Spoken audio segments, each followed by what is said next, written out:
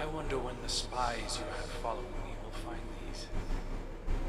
Do you still walk the old paths we made? Mother's old tales come to mind. I've been adding to my favorite, the twin kestrels whose hearts beat as one. You'll have to tell me what you think when I return with the scepter. Mother Kestrel watched perfect daughter Rega as she plotted the infinite paths of the hollow, as if concocting a plan for each way it could grow. But with her son Ager, Mother instead held him tight beneath her wing in the oak's hollow. She pointed starward and whispered warnings of dangerous storms and cosmic sojourners that carved chaos in the sky. The beautiful depth of the dark spots caught his eye. His imagination was arrested by them. Ager struggled against his mother's wing, yearning to leap from the tallest branch and soar to see the storms for himself. But Mother Kestrel's talon caught him. She scolded him to never leave the canopy. She held him in crushing closeness and vowed not to show him the stars again. He grew to resent her protection. If it is still unclear, the twin kestrels represent Aldrin and myself. Their mother is Osana Salve. Aldrin found Osana's prescriptions restrictive. I never considered her a mother myself, but her dreams of foresight interested me. We both saw calamity looming, Osana and I. In the distributary, where the Awoken were born, we were eternal. Osana would hide there forever rather than face the enemy. When we left to form the reef, many chose to hide with her. You're done here. I'll send for you when more skews reveal themselves. The twin kestrels darted through the gaps between branches. The leaves formed verdant pathways. Predictably, Rega first, with Ager close behind. In those pathways they traded secrets. Secrets Rega whispered to the flock, hoping to push them beyond the hollow, beyond the forest. Most nights, Rega and Ager sat beneath the stars to dream. Twin hearts sounding a duet of beats. Like ours, Mara. I still feel yours. Still distant. In this story, Ager fixated on the dark clouded pox that marred the night above the canopy. He pointed to the starry spaces between them and asked his sister to name them. Rega never spoke a word. She already knew all their names and didn't want to crush his spirit. How charitable. One night, Ager grew impatient of her silence and pointed to one of the dark spots as it roared with thunder. The storm is singing to us, said Ager. We should sing back to show it we are not afraid. Rega wove her voice with his, and the thunder resounded. She did not sing with him again after that night. Rare to see stars in the ascended plane. I wish we were doing this together. Why hide the scepter if it weren't a test? I understand pilfering ruins suits you more than researching them, Hunter. Listen and learn. When the Awoken people came into being after the collapse, I was the first. As first, my chosen form defined what an Awoken could be. Thousands followed my example, willing themselves into existence within the distributary. Some, like Aldrin, required help. His mind was like an unsteady fawn. No surprise he was unable to do it on his own. So I guided him, filled the gaps in his memory. I gave him a star to follow. He was bonded to me, and his devotion spiraled into pathetic recklessness. Even through death, he hasn't outgrown that dependency. I see it in him, as he looks longingly to his ghost for answers. To you. Rega worried their song had attracted the storm's attention and made plans for the flock to leave the hollow. She locked herself away to study. The separation pained Ager, like you know it does. Unable to bear the loneliness, Ager finally took to the sky. High above, the open air cradled him like star-cloth ribbonettes. He felt peace in the deafening rush of wind across his feathers. Once he found them a new home, Rega would love him as he loved her. She would offer him the scepter their mother had crafted for him. The scepter that Rega selfishly kept. But as he approached the forest's edge, night fell and thunder shook his heart. Ager saw a great storm building on the horizon. Had he the scepter, he could have fought.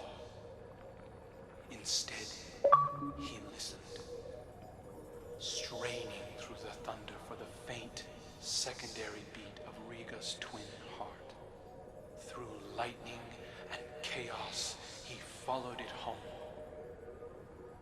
Ager told Rega of the storm, the forest's edge, and the gleaming bulbs of starlight clashing overhead. She didn't scold him or tell Mother Kestrel. She listened and heard the possibility in his tale. Gratitude. Imagine that. In another life, I'd have appointed Aldrin Dominion of the Reef's borderlands to expand and connect the kingdom under my reign, Ager's scepter in hand. He would have used it to open doors and challenge foes best left alone. He was not unlike a guardian already, and he would have died before his time. Aldrin's fall was a predetermined point, so I hid the scepter away and gave him something safe to chase. He often strayed from that path. Ager, much loved by the flock, convinced a great many to fly with the twins when they left the hollow. He knelt before Rega and presented the crown of feathers their mother had crafted for her, and waited for her to respond in kind. She rose as queen, but did not gift Ager the scepter. His scepter. Despite everything, she still said he wasn't ready. It was a test of his will, right? His devotion. One he would not fail. For he was patient. So patient. Together the twins led the flock away from the oak's hollow to carve new nests in distant boughs beyond the forest's edge. Ager flew far and wide at Rega's behest, always thinking of her test, and returned home with tales of all that he had seen. Dark clouds surrounded them. Fires burned within trees, split by thunderous bolts. His twin kept his words close. Rega scattered prophetic bones and traced their curvature like weathered oaken bends. In them the signs were clear. A great storm did indeed approach, they in its path, and so they prepared themselves for war. I wish you'd just give it to me. I could use it to help us face what we both know is coming. It doesn't even belong to you. This coming storm he speaks of was the flashpoint. The Battle of Saturn against the Taken King. It was the shift from stability into dissonance. I failed to shape Uldren in accordance with my goals, but if I were to take all that he was and reveal that past to him now, would he be my brother? Or is it only his echoes that remain? I see many of those same beginnings leading now to different ends. Tell me, would you be so forgiving if Crow carried more of Uldren with him? Would you still accept him? Oh, cutscene. So you wish to hear the rest of my brother's story? Fine. I will oblige you. When the storm came, Rega and Ager rode the winds to meet it. A fleet of talons at their back. A great battle ensued. The storm took, as was its nature. Many fell, Ager among them. Rega could only watch as he tumbled down, down, down, until her heart beat alone. She dove into the storm, giving herself to destroy it. Rega's spirit ascended higher into the sky, where she hoped to reunite with her brother. Instead, she met the thing that sent the storm. A bottomless well of grief, unreachable by reasoning or bargaining or violence. Her voice in the darkness. And so, Rega gathered her feathers into an aegis of wings to shield the world below. But over the years, feathers broke away. Futility wore thin her resolve. Then, one day, her heart began to beat as it once had. Doubled, distant, but different. A beautiful echo.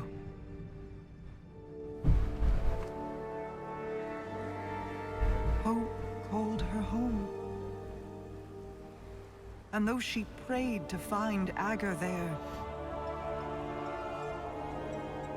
he never returned.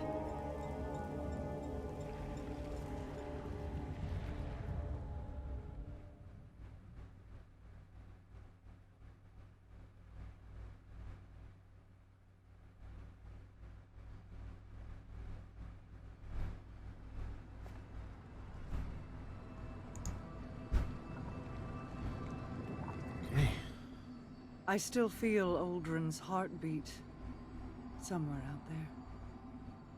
When your crow first stood in my halls, I saw an ember of my Uldren burning in his breast. Curiosity and a sibling fondness told me I could stoke that ember. I hope it is not a lie. I hope he is more than the last ebb of hot ash from a long dead flame. Many of his faults were not of his own making. Uldren's decisions were his, of course, but driven by whips in the hands of others. Myself included. I will have to offer him more than an old story of an empty promise if I wish to see that ember burn again. This is the path I led Uldren down. If certain actors had kept to their roles, I would have wielded Uldren Salve, Light Bearer. But even Mara Salve cannot control everyone. I celebrate his resurrection in the light. But I detest seeing my brother rewritten, his greater self sloughed away and swept into the cellar. There is still good to draw from who he was. Don't squander it. He needs a star to guide him. Uldren or Crow, they are the same in that regard. Ager's scepter is yours, then. Both its burden and the freedom it can provide.